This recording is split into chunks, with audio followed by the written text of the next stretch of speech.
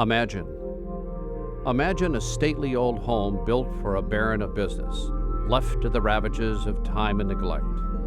Given new life as a shared place for community, art, and public green space. Imagine hallways once reserved only for the rich and elite, alive with the laughter of self-discovery and artistic opportunity for everyone, inviting the imagination to play. Imagine rooms once deserted and empty, full of life, energy, and imagination, inspiring vision for art, music, and performance.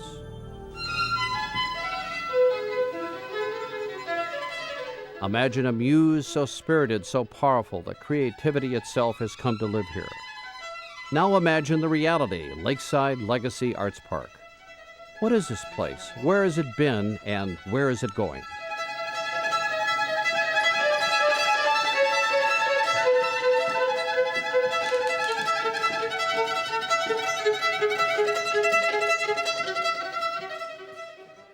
The Dole Mansion was originally built in 1865 as a home for grain baron Charles Dole and his family. This home was intended, at its inception, as a showplace. The open land with a stunning view of Crystal Lake provided a perfect location for a world-class residence. Skilled artisans from around the world were drafted to fashion wood and stone, creating luxurious surroundings while weaving an artistic spirit into the very structure of the home. As fortunes changed, the home became the property of Eliza Lou Ringling of the legendary circus family who converted it into the first Crystal Lake Country Club. In 1925, a 4-story annex was built on the home's west side to house guests of the country club. I worked at the country club here, worked in the kitchen making salads and things like that, and busboy. This was a beautiful, gracious club during those days, and people would come out from mainly from the Oak Park area for the summer. And the women and children would stay here at the country club, and the men would play golf. And it was a gracious, beautiful club. The Depression brought lean years, and the club finally closed its doors in 1938. Through the next 50 years, the property served graciously as a seminary for the Franciscan friars and as a home for the First Congregational Church of Crystal Lake. But the upkeep of such a grand property proved to be beyond the scope of the church, and in 2001 the property was put up for sale. After a referendum for the Crystal Lake Park District to acquire the grounds and buildings failed, the fate of the property was uncertain. There weren't a whole lot of people in line to buy it at that time. The only people who were in line to buy it were those who were interested in tearing it down and either building condos or something just like that. And some of the ideas were pretty fancy that were brought to the church for what they would do with the property, but the end was that this would be covered with buildings and change the character of the entire area. Developers had all but taken hold. The Dole home, the country club building, the open space, and community access to Crystal Lake would be lost forever. But an 11th hour push from the community saved it all from the bulldozers. So then the residents rose up around and had signs all over the property. And a community group came up, and eventually there were about 600 people involved in this program. And it's just so distinctive and can inspire so much more for the future that it really seemed like just an obvious thing that had to be saved. It wasn't like a building that somebody said, well, it's nice, but we really don't need that or whatever. This is something that was just what couldn't be replaced anymore and just had to be saved. When I first walked in these doors, we had yellow construction tape, this is, caution tape, this building was being knocked down, and we had no purpose for this place. It was so fun to save it, and it was a rah-rah on the streets, and everybody was writing checks, and that was fantastic. And then we bought it, and we all stood here, and we looked around, and we were like, oh boy, now what do we do? And we really struggled. I think I was on the board for 3-4 years. Struggled, what should we do with this place? There's a few people that came in the arts, and they said, wouldn't this place be a great arts center? And all of a sudden it clicked, and we had a meeting and said, wow, what can we do with this? The arts park, and that idea started to gel. The artistic soul that pervades through the Lakeside property prevailed, and the idea for the Lakeside Legacy Arts Park was born.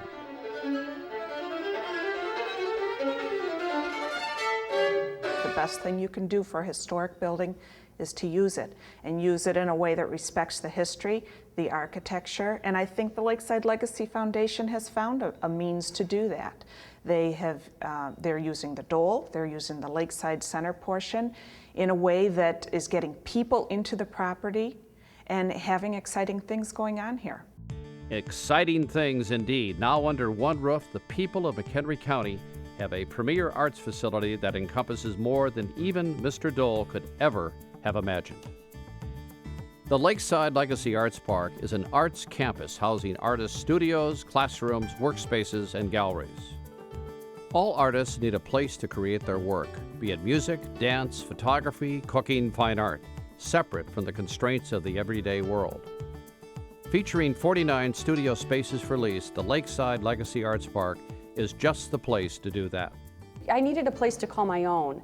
I needed it, a creative environment, someplace outside of the home where my kids weren't, where I wasn't, being interrupted on the phone, all the household chores. I really needed something to enrich myself artistically. But I would hear the musicians practicing, and you would just walk down the hall and peek your head in, and just even to say hi. And it's the collaboration that, again, that feeds you. Fellowship is what artists find here, and a place to call their artistic home. And every day, would-be artists also come here to paint, to sculpt, to learn a foreign language, to make music, or to learn new artistic skills.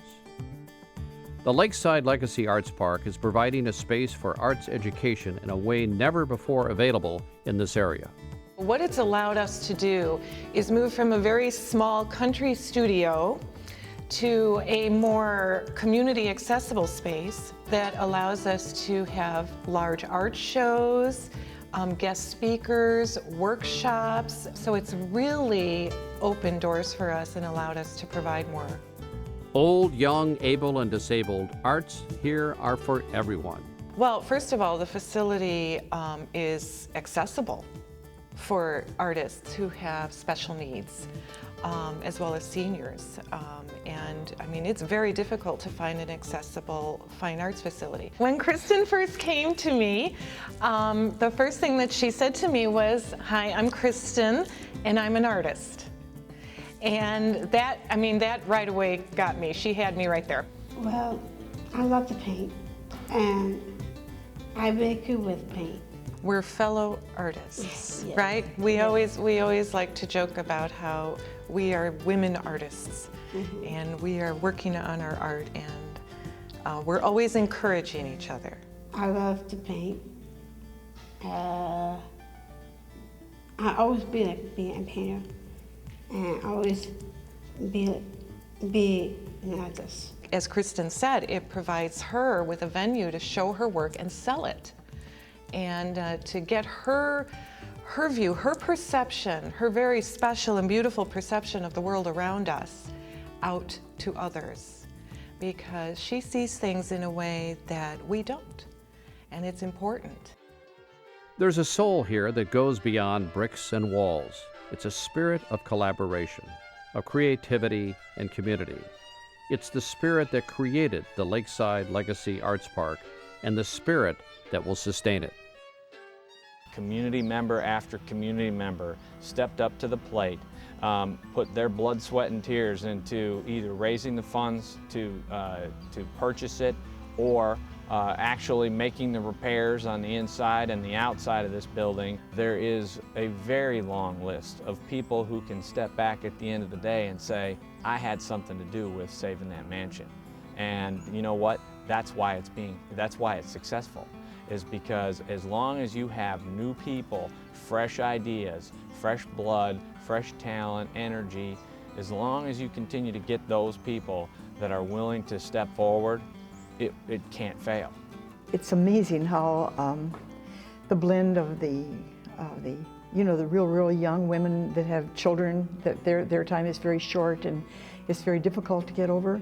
And then you see the gals who their family has grown and gone, and it gives them something now, really right now, that they can do really great for the community, and they have time. And the historical girls were working on refinishing, and there was a cute little tag that was given them. They were called the Dole strippers. So they did quite a bit of stripping, no kidding. It goes to what, I believe life is all about, and that is giving back. Giving back to everyone, to your community, your family, your company, your spouse, your kids, and that's what life should be all about. How do you give back? What, is it money? Is it spirit? Is it the motivation? Because I believe that that's what life should be about. I knew this place did not have the kitchen. I was very disappointed because, like I told them there, I think the kitchen is the heart of every home. I said the kitchen needs to be done. And luckily we had the money to do it. The kitchen is going to be used for classes. I think it's going to be used for organizations. I would love to see children being taught to cook, elementary, beginning, and I don't want it to cost a fortune. I want everybody to be able to enjoy it and be able to do it. Also in the spirit of giving, we have created the Patron of the Arts program. Community patrons can sponsor young emerging artists or musicians by funding the cost of the studio for 1 year. The receiving artist will have a 1-year opportunity to develop his or her talents in a private, supportive, and creative environment. Just never thought that I would be this far, having my own art studio and taking classes and having my own room. As part of their contract, the recipients of the Patrons of the Arts scholarships are also required to pay it forward and serve the community in some way. This can be through teaching, through creation of public art or performances, or some other way to share their talent with the public. Our work has just begun. As artists settle into their homes, we begin to set a plan that will ensure our future. Sustainability is the answer to this place. We've got to make sure that the public recognizes that we are not supported by tax dollars, and we need to find a way that this is not run just by volunteers. I envision this as a destination place for the country. I really do. I know that this will be a place where people all over the world will come and experience the magic that this place has, what it can give. You feel that something needs to be done here, and there's so much here, there's so much endless opportunity to take a part of it and run with it and get people on board with doing something better here. And I think we have this vision now out there. This is going to be what I call it, an arts park, beyond anybody has ever seen. Well, I'd like to see the finest arts park in northern Illinois. Impossible was a big word around town when we bought this place, and I never bought in on that. Imagine what is possible. There is so much to be soaked into your life here. Take an art class. Come and see one of our concerts. Attend a First Friday. Walk through our galleries. Support our artists. Volunteer your time. Become a patron of the arts. Lakeside Legacy Arts Park. Imagine.